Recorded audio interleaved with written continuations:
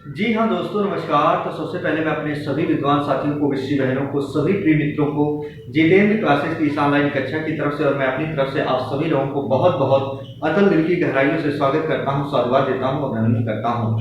प्रिय साथियों, आज हम आप सभी लोगों के सामने रूबरू लेकर मुखातिब होने जा रहे हैं। बहुत ही अच्छा बिंदु है, उस बिंदु का नाम है समास, जहां से आपके कॉम्पिटिटिव एग्जाम में खूब प्रश्न आते हैं। प्रिय साथियों, याद रखना, हिंदी ग्रामर में समास बिंदु आता है तो खूब आता है। आइए, जहां जहां से प्रश्न आते हैं, पहले उन तमाम भूमिकाओं पर हम चर्चा और परिचर्चा करते हैं दोस्तों। तो सबसे पहले हम समास को जब दो भागों में तोड़ेंगे दोस्तों, तो क्या होता है, सम प्लस क्या होगा दोस्तों, आस होता है। जी हाँ, सम उपसर्ग रूप है। सम का मतलब होता है निकट, निकट कहें, पास कहें, नजदीक कहें, सबका मतलब एक होता है। और आस का मतलब होता है दोस्तों बैठाना होता है। जी हाँ, ये क्या है, शब्दों को जब हम लाकर पास पास बैठा देते हैं तो उसी को क्या कहा जाता है, समास कहलाता है। लेकिन आपके जो बुक में, आपके पुस्तक में जो डिफिनेशन मिलती है वो क्या मिलती है दोस्तों, आइए उस पर हम चर्चा करते हैं। पुस्तकों में क्या मिलता है दोस्तों, दो या दो से अधिक शब्दों के सार्थक मेल को क्या कहा जाता है, समास कहा जाता है। जी हाँ, याद रखिएगा, दो या दो से अधिक, जी हाँ, दो या दो से अधिक शब्दों के सार्थक मेल को, शब्दों के सार्थक मेल को समास कहा जाता है दोस्तों। क्या कहा जाता है, समास कहा जाता है। प्रिय साथियों, याद रखना, प्रश्न वही दिखाएंगे जो आपके एग्जाम में आएंगे उत्तर प्रदेश पुलिस भर्ती के। याद रखना, ये समास की परिभाषा होगी। अगर आपसे पूछे दोस्तों, जी हाँ, समास का विलोम क्या होता है, तो समास का जो विलोम होता है दोस्तों, समास का विलोम क्या होता है प्रिय साथियों, विग्रह होता है या क्या होता है, याद रखना, व्यास होता है। व्यास का मतलब होता है विस्तार रूप। जी हाँ, आइए आगे देखते हैं। समास में हमेशा दो पद होते हैं। समास में हमेशा कितने पद होते हैं दोस्तों, दो पद होते हैं। कितने पद होते हैं दोस्तों, दो पद होते हैं। और पॉइंट करके आपको ये लिखना है फटाफट दोस्तों। जी हाँ, समास हमेशा संयोग करता है। जी हाँ, समास हमेशा संयोग करता है दोस्तों। समास हमेशा क्या करता है, संयोग करता है। लेकिन संधि क्या करती है, विकार उत्पन्न करती है।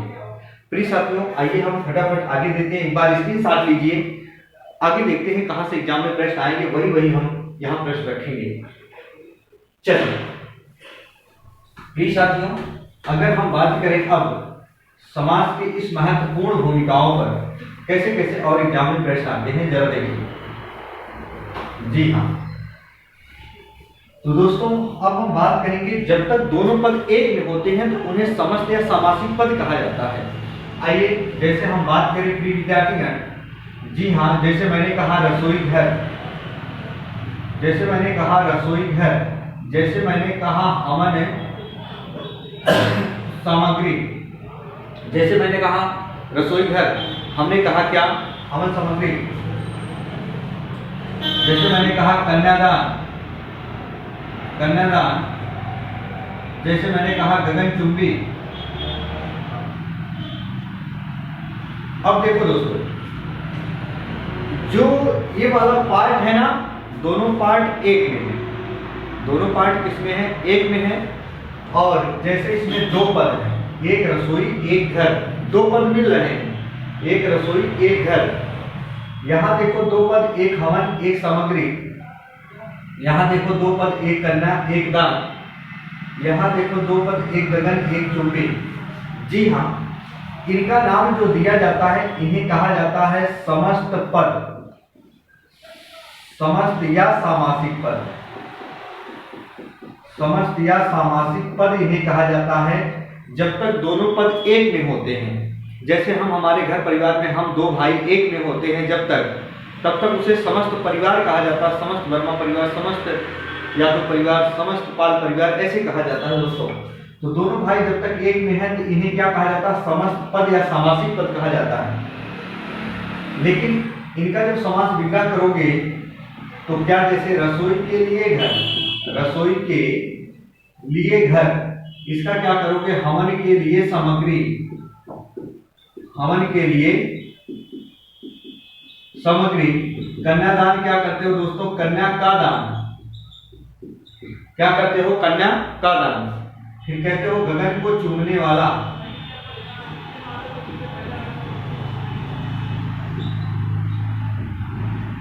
गगन को चूमने वाला। दोस्तों अब जब देखो, जब हमारे घर परिवार में दो भाई होते हैं और जब वो अलग हो जाते हैं तो दूर दूर अपना घर बसाते हैं, दूर दूर घर बनवाते हैं, तो जरा देखो दोनों पद जो एक साथ लगे हुए थे अब दूर दूर हो गए। रसोई यहाँ आया, घर यहाँ आया, हवन यहाँ आया, सामग्री यहाँ आया, कन्या यहाँ आया, दान यहाँ आया, गगन यहाँ आया और चुम्बी यहाँ आया, यानी चूमने वाला। तो मेरा कहने का मतलब ये रहा दोस्तों, बीच में जरा देखो कुछ और चीजें आई हैं, यहाँ के लिए, यहाँ के लिए, यहाँ का, है ना। तो याद रख लेना, इसे क्या कहा जाता है, जो इस वाले पार्ट को हम कहेंगे, इधर वाले पार्ट को, इधर जो है इसे समास विग्रह कहा जाता है। जी हाँ दोस्तों, क्या कहा जाएगा, समास विग्रह कहा जाएगा, याद रखना। तो समस्त या सामासिक पदों को अलग अलग करने की प्रक्रिया ही क्या कहलाती है, समास विग्रह कहलाती है। फिर से सुनो, समस्त या सामासिक पदों को अलग अलग करने की प्रक्रिया ही क्या कहलाती है, समास विग्रह कहलाती है। और याद रखना, इसी समास विग्रह को ही क्या कहा जाता है, व्यास कहा जाता है। इतना याद रखना हमेशा और हमेशा। अब सुनो, जो हमारे स्टूडेंट पढ़े होंगे बहुत अच्छे से, कारक, कारकों की कुल संख्या 8 होती है, तो हर एक कारक की अपनी अपनी विभक्ति चिन्ह होती है, उसी कारक से हर एक की पहचान होती है, याद रखना। तो ये संप्रदान कारक की विभक्ति चिन्ह होती है के लिए, एवं के लिए, ये संबंध कारक की होती है का के, और ये को जो होती है विद्यार्थीगण, याद रखना कर्म तत्पुरुष की होती है। तो मेरा कहने का मतलब ये रहा साथियों, कभी कभी एग्जाम में पूछता है, जब समस्त या सामासिक पदों, समस्त या सामासिक पदों के मध्य में हम कारक विभक्ति चिन्हों का प्रयोग कर देते हैं तो उसे क्या कहा जाता है, तो उसे भी क्या कहा जाता है, समास विग्रह कहा जाता है। या तो ऐसे पूछ ले, समस्त या सामासिक पदों को अलग अलग करने की प्रक्रिया क्या कही जाती है, उसे भी समास विग्रह या व्यास कहा जाता है। एक बार इसकी साथ लो दोस्तों, फटाफट लो दोस्तों, हम खींच के पूरा करते हैं। याद रखिएगा, सिलेबस को पूरा करना, प्रैक्टिस भी कराने वाले हैं, परेशान मत होना। चल, ये तो रहा समस्त पद या सामासिक पद या समास विग्रह। अब जरा देखेंगे कैसे कैसे प्रश्न आते हैं आपके एग्जाम में।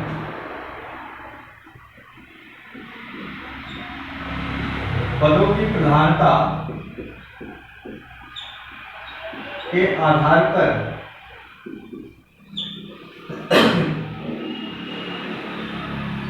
समास के प्रकार, पदों की प्रधानता के आधार पर समास के प्रकार कितने होते हैं दोस्तों। ऐसे आ जाए एग्जाम में, समास के प्रकार या भेद पूछ ले तब भी कितने होते हैं, और पूछ ले समास के कुल उपभेद, समास के कुल कितने उपभेद होते हैं। तो आइए जरा देखते हैं। तो समास अगर पदों की प्रधानता के आधार पर पूछे तो 4 जवाब देना है, लेकिन समास के प्रकार या भेद कहे तो दोनों कंडीशन में आपको 6 लगा के आना है। आपके उत्तर प्रदेश पुलिस में समास के कुल भेद कितने पूछे तो कितने लगाना है, 14, यानी 14। आइए जरा देखते हैं एक बार इसकी साथ को फटाफट दोस्तों को। जी हाँ, दिखाई दे रहा होगा, फटाफट आगे जरा हम देखते हैं। इसको रिमूव कर रहे हैं दोस्तों। आइए अब हम बात करेंगे पदों की प्रधानता के आधार पर। प्रिय साथियों, कैसे आपको करना है, यहां हेडिंग डालिएगा ऐसे, पदों की प्रधानता, पदों की प्रधानता के आधार पर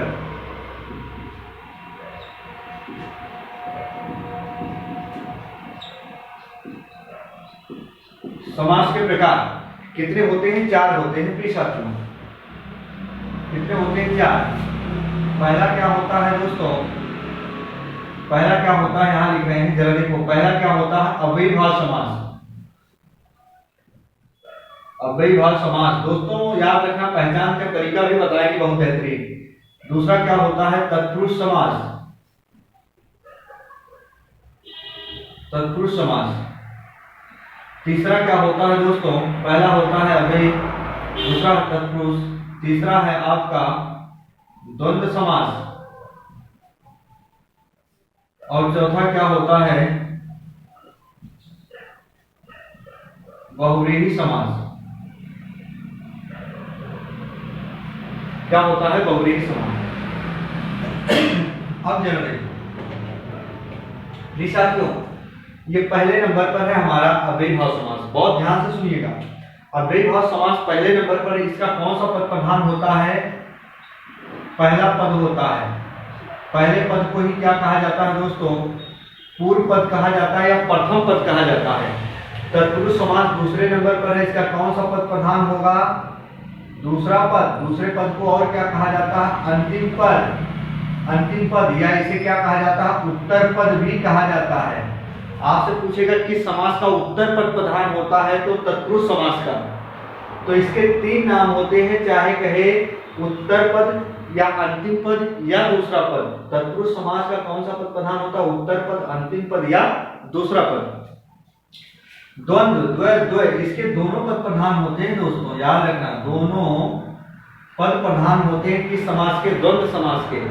याद रखना, एग्जाम में ये प्रश्न आएगा कि समास का उभय पद प्रधान होता है, तो उभय पद प्रधान किस समास का होता है? द्वंद्व समास का। द्वय, दोनों पद किसके होते हैं? द्वंद्व के। द्वंद्व ऐसे ना है दोनों पद प्रधान, तो कहेगा कि समास का उभय पद प्रधान होता है, तो उभय पद किसका होता है? द्वंद्व समास का दोस्तों, याद रखना। बहुव्रीहि समास का पूछेगा कौन सा ऐसा समास है जिसका कोई पद प्रधान नहीं होता है? याद रखना, इसके दोनों पद गौण होते हैं प्रिय साथियों। दोनों पद क्या होते हैं? गौण होते हैं। गौण का मतलब जिसका महत्व कम होता है, अर्थात अन्य पद प्रधान होता है। अन्य पद कहे चाहे तीसरा पद कहे, तीसरा पद क्या होता है यहाँ दोस्तों? प्रधान होता है। जी हाँ, बहुत ध्यान सुना। अब देखिएगा, बहुत महत्वपूर्ण बात बता रहा हूं दोस्तों। हमारे जो ये तत्पुरुष समास है, यहाँ से 2 समास की उत्पत्ति होती है। एक होता है प्रिय साथियों द्विगु समास, और एक होता है कर्मधारय समास। एक होता है द्विगु और एक क्या होता है? कर्मधारय समास। तो जरा देखिएगा प्रिय साथियों, कभी गलती मत करिएगा। तत्पुरुष समास का यदि दूसरा पद, अंतिम पद या उत्तर पद प्रधान होता है, तो जो दोनों यहां से निकले हुए हैं ना, इनका भी दूसरा पद, अंतिम पद या उत्तर पद प्रधान होगा। इनका भी अंतिम पद, दूसरा पद या उत्तर पद प्रधान होगा। इन दोनों का रटना नहीं, समझना है। तत्पुरुष समास से जितने भी समास की उत्पत्ति होती है, उनका दूसरा पद या अंतिम पद या उत्तर पद ही प्रधान होगा। तो दोस्तों याद रखना, इसका कौन सा पद प्रधान होगा? उत्तर पद, या हम कह सकते हैं अंतिम पद, या हम कहते हैं दूसरा पद। जी हाँ, कर्मधारय का भी क्या होगा? उत्तर पद या अंतिम पद, या क्या होता है? दूसरा पद। जी हाँ, बहुत ध्यान से सुनिएगा दोस्तों। अब आपने पढ़ा होगा तत्पुरुष समास में कार्य व्यक्ति चिन्हों के अनुसार इसके 6 उपभेद होते हैं दोस्तों। कितने उपभेद होते हैं इसके? 6 उपभेद होते हैं। कितने उपभेद होते हैं? 6 उपभेद होते हैं। तत्पुरुष समास के 6 उपभेद होते हैं, और इन 6 उपभेदों का ही दूसरा पद, अंतिम पद या उत्तर पद प्रधान होता है। याद रखिएगा प्रिय साथियों, गलती मत करिएगा, कैसे भी एग्जाम में प्रश्न आए। अब सुनो, इस तत्पुरुष समास से संबंधित कोई भी अगर शब्द आ जाए, तो याद रखिएगा इसका कौन सा पद प्रधान होता है? दूसरा, अंतिम या उत्तर पद प्रधान होता है। गलती नहीं करना प्रिय साथियों, एक बार स्क्रीनशॉट लो।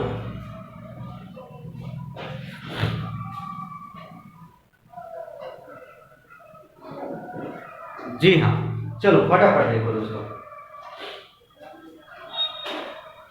एग्जाम में प्रश्न यहाँ से जरूर फंसेंगे प्रिय मित्रों। जो हमारे स्टूडेंट नए हैं वो पहले प्रैक्टिस न करें, कंसेप्ट वाइज चीजों को पढ़ लें। चलो आगे चलते हैं दोस्तों। जी हाँ, अब हम पढ़ेंगे पहले अव्ययीभाव समास।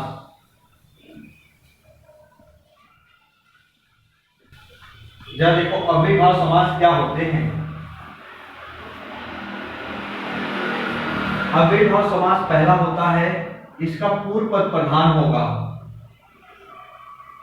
अव्ययीभाव समास, अव्ययीभाव दोस्तों आपसे पूछा जाएगा ऐसा कौन सा समास है जिसका पूर्व पद अव्यय होता है, तो अव्ययीभाव समास। इसका पूर्व पद अव्यय होता है दोस्तों, इसका पूर्व पद क्या होता है, अव्यय होता है। अव्यय का दूसरा नाम पूछा जाए तो अविकारी शब्द होता है दोस्तों। अव्यय का दूसरा नाम क्या होता है, अविकारी शब्द होता है। याद रखना, इनमें लिंग, वचन, काल और कारक के आधार पर कोई परिवर्तन नहीं होता मित्रों, उसी को अव्यय या अविकारी शब्द कहा जाता है। याद रखना हमेशा और हमेशा। अच्छा, आपसे पूछे जिसका पूर्व पद अव्यय होता है वो समास कौन सा होता है, अव्ययीभाव समास। इसके साथ साथ प्रिय साथियों हम बता दें आपको, इसमें इसको दो भागों में डिवाइड किया जाता है। इसके दो उपभेद होते हैं, दो उपभेद होते हैं दोस्तों। इसके कितने उपभेद होते हैं, दो। एक होता है प्रिय साथियों अव्यय पद पूर्व, एक होता है नाम पद पूर्व। एक होता है अव्यय पद पूर्व, एक क्या होता है नाम पद पूर्व। अव्यय पद पूर्व में क्या होते हैं दोस्तों, उपसर्ग वाले क्या आते हैं, एग्जाम्पल आते हैं। जी हाँ, और नाम पद पूर्व में क्या होता है, शब्दों की आवृत्ति होती है। शब्दों की क्या होती है प्रिय साथियों, आवृत्ति होती है। अभी आप अगली पे न जाएंगे, परेशान मत होना। उपसर्ग वाले उदाहरण आइए जरा देखते हैं पहले इसको। जैसे मेरा कहने का मतलब ये हुआ प्रिय साथियों, जिनके ठीक पूर्व क्या हो, उपसर्ग हो। जिस संज्ञा शब्द के ठीक पूर्व उपसर्ग हो या जिस शब्द के ठीक पूर्व उपसर्ग हो वो अव्ययीभाव समास होता है। यानी जो उपसर्ग होगा वही अव्यय होता है, उसमें कोई परिवर्तन आप नहीं कर सकते हो। तो जैसे मैंने लिखा दोस्तों, जरा देखो प्रतिदिन, तो जरा देखो ये प्रति उपसर्ग लगा यहां। जैसे भरपेट, भरपेट, याद रखना भरपेट लिखा मैंने, ये भर उपसर्ग लगा। यानी दोस्तों अगर किसी संज्ञा के ठीक पूर्व, यदि किसी संज्ञा के ठीक पूर्व कोई उपसर्ग आकर उसकी विशेषता नहीं बता रहा है तो वही अव्ययीभाव समास होता है। जैसे आता है दोस्तों यथाशक्ति, जैसे देता है यथाक्रम, जैसे देता है दोस्तों निर्भय, जो बिना भय के। जैसे होता है आमरण, आमरण मरण तक, आजीवन जीवन पर्यंत, कहते हैं अमूल्य। जी हाँ, अमूल्य जिसका कोई मूल्य ना हो। जैसे देते हैं दोस्तों बेकायदा, जैसे देते हैं दोस्तों बाकायदा। जी हाँ, जिसे कहते हैं बेकायदा, जिसे कहते हैं क्या, बाकायदा। ऐसे तमाम प्रश्न आते हैं प्रिय साथियों। याद रखना जहां उपसर्ग आते हैं। लेकिन अगर हम कहें इस एग्जाम्पल की तरफ चले जो नाम पद पूर्व है, यहां इसका एग्जाम्पल लिख रहे हैं, किसका, नाम पद पूर्व का। तो जहां दो संज्ञा शब्दों की आवृत्ति होती है वो भी अव्ययीभाव समास होते हैं, उनके बीच हाइफन चिन्ह का प्रयोग होता है। जैसे जैसे रात रात, जैसे बात बात, जैसे हाथ हाथ, जैसे शहर शहर, जैसे हम कहते हैं दिन दिन, जैसे हम कहते हैं कान कान, जैसे हम कहते हैं यहां दे दिया मैंने द्वार द्वार, ऐसे मैंने दे दिया दोस्तों। बातों को सुनो, तो ये बच्चे क्या करते हैं, ये द्वंद्व समास मार देते हैं, जबकि द्वंद्व समास नहीं है, अव्ययीभाव समास। क्योंकि दो संज्ञा शब्दों का दोहरान हुआ, दोनों का मतलब सेम है, यहाँ दोनों का मतलब यहाँ सेम है दोस्तों, याद रखना। बात बात, रात रात, हाथ हाथ, कान कान, शहर शहर, दिन दिन, द्वार द्वार, दोनों का मतलब सेम है, तो अव्ययीभाव समास है। लेकिन अगर यही दे देता दोस्तों, यहाँ देखो हम लिख रहे हैं जैसे सूर्य चंद्रमा, ऐसे मैंने दे दिया सूर्य चंद्रमा, मैंने यहाँ दे दिया दिन रात, मैंने दे दिया दिन रात। तो जरा देखो, एक दूसरे के अपोजिट है, एक दूसरे के पूरक है, एक दूसरे के सार्थक है, दोनों का मतलब अलग अलग है दोस्तों। यहाँ याद रखना, यहाँ हाइफन चिन्ह लगा कि ये द्वंद्व समास के उदाहरण है, दोनों ये दोनों द्वंद्व समास के उदाहरण है, गलती मत करना ये। और बाकी अगर सेम समान संज्ञा शब्द आते हैं, सेम उन्हीं का दोहरान होता है, तो अव्ययीभाव समास होते हैं। एक बार इसके साथ को दोस्तों,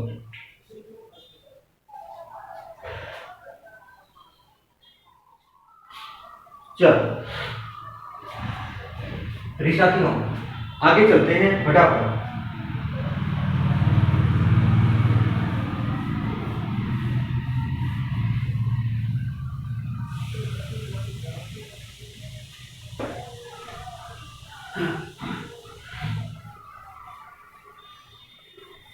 अब जरा देखो दोस्तों, तत्पुरुष समास की बात करेंगे तो तत्पुरुष समास को दो भागों में डिवाइड किया गया है, एक समानाधिकरण तत्पुरुष, एक व्याधिकरण तत्पुरुष। और समानाधिकरण तत्पुरुष के अंतर्गत दिगु और कर्धारे आते हैं, तो पहले हम दिगु और कर्धारे को पढ़ेंगे, फिर तत्पुरुष समास के 6 उभेद को पढ़ेंगे। आइए फटाफट दोस्तों, हम बात करेंगे दिगु समास की। जी हाँ, दिगु समास की दोस्तों, जरा देखो पहले इसकी कुछ फैक्ट तथ्य बता देते हैं। दी का मतलब होता है दो, दी का मतलब क्या होता है, दो, और गु का अर्थ होता है गाय। तो दो गायों का समूह, दो गायों का समूह क्या कहलाता है, दिगु कहलाता है दोस्तों। जी हाँ, तो इसका पूर्व पद संख्यावाची होता है, इसका पूर्व पद संख्यावाची होता है, इसका पूर्व पद क्या होता है, संख्यावाची होता है। इसमें संख्याओं का संहार यानी विनाश किया जा सकता है दोस्तों। इसमें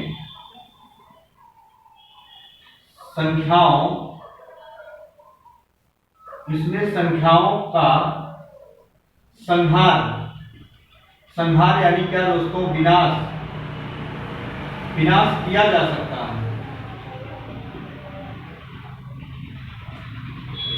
इसमें संख्याओं का संहार यानी क्या, विनाश किया जा सकता है।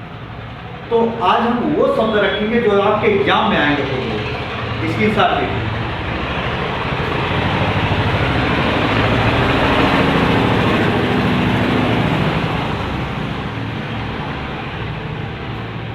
इसके साथ लीजिए दोस्तों, फटाफट चलते हैं आगे। तो जैसे देखिए दोस्तों, इसमें वही शब्द हम कोष रखेंगे जो आपके एग्जाम में आएंगे, जैसे पखवाड़ा, पखवाड़ा दोस्तों। जैसे मैंने रखा अटवारा, मैंने रखा पखवाड़ा, मैंने रखा अटवारा, मैंने रखा दोस्तों शताब्दी, मैंने रखा सप्ताह, मैंने रखा सतसई, मैंने रखा चौपड़, मैंने रखा दोस्तों चौराहा, मैंने रखा दोस्तों दोलड़ा, मैंने रखा चौलड़ी, मैंने रखा दोस्तों ऐसे चौराहा। जी हाँ, ऐसे मैंने रखा दशक, बहुत पूछा जाता है दोस्तों, क्या दशक। जी हाँ, देखो फटाफट, दशक आता है, सप्ताह आता है, सतसई आता है, शताब्दी आता है, ऐसे शब्द आते हैं। जैसे पंचवटी, पंजाब, छत्तीसगढ़,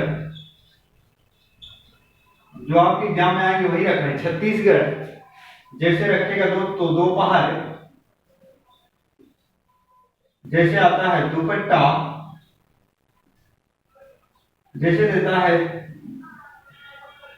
चारपाई, जैसे देता है त्रिभुवन, जी हाँ, जैसे देता है त्रिभुवन, जी हाँ, जरा देखो ऐसे तमाम शब्द आते हैं। जी हाँ, तो अटवारा दिया, पखवाड़ा, शताब्दी, सप्ताह, सतसई, चौपड़, चौराहा, दोड़ला, चौड़ली, चौराहा, दशक, पंचवटी, पंजाब, छत्तीसगढ़, दोपहर, दुपट्टा, चारपाई, त्रिभुवन, एकांकी, एकांकी, जी हाँ, क्या दिया, एकांकी दिया।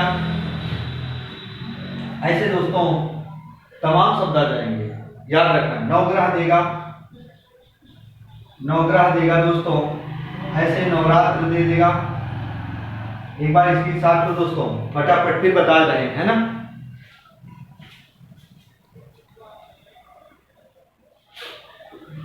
हाँ, इसकी साथ तो दोस्तों अब जरा देखिएगा, मैंने दिया पखवाड़ा। पखवाड़ा उसे कहते हैं जो 15-15 दिनों का समूह होता है। किस पक्ष? एक शुक्ल पक्ष होता है, 15-15 दिनों का समूह। अटवारा, जहां 8वें दिन बाजार लगता हो, उसी को अटवारा कहा जाता है। बहुत इंपॉर्टेंट प्रश्न है, एग्जाम में आए हुए हैं। शताब्दी 100 वर्षों का समूह, सप्ताह 7 अहनों का समूह, यानी जिसे हम 7 दिनों का समूह कहते हैं, तो दिन नहीं 7 अहनों का समूह। अहन का मतलब ही दिन होता है। सतसई 700 दोहों का समूह, यानी रचनाओं का समूह। चौपड़ दोस्तों, चौपड़ उसे कहा जाता है जैसे ये चौराहा है, चौराहे का जहां कटान बिंदु होता है, दो रास्तों का जो कटान बिंदु होता है उसे चौराहा कहते हैं। यदि रास्ते के चारों तरफ यदि बाजार लगी हो, रास्ते के यदि चारों तरफ यदि बाजार लगी हो दोस्तों, तो याद रखना उसी को चौपड़ कहा जाता है। और चौराहा, जहां दो रास्तों का कटान बिंदु हो, दोड़ला, जिसमें 2 लड़ियां हो, चौड़ी, जिसमें 4 लड़ियां हो, चौराहा 4 रास्तों का समूह। दशक ये भी है, ऐसे आता है। पंचवटी 5 मठों का समूह। पंजाब 5 नदियां बहती हैं, अर्थात जहां पंजाब। छत्तीसगढ़ों का समूह। दोपहर, जिसमें 2 पहर हो, पूर्वाहन, अपराहन। दुपट्टा, जिसमें 2 पट्टियां हो। चारपाई, त्रिभुवन, एकांकी, नवग्रह, नवरात्र।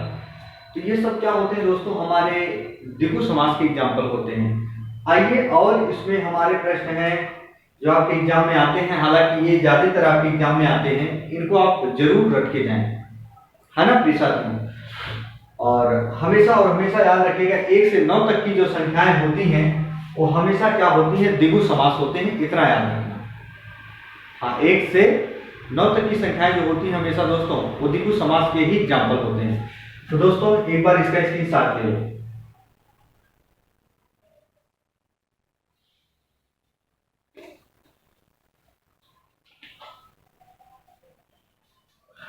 तो प्रिय साथियों, आज हमारी कक्षा यहीं तक होगी।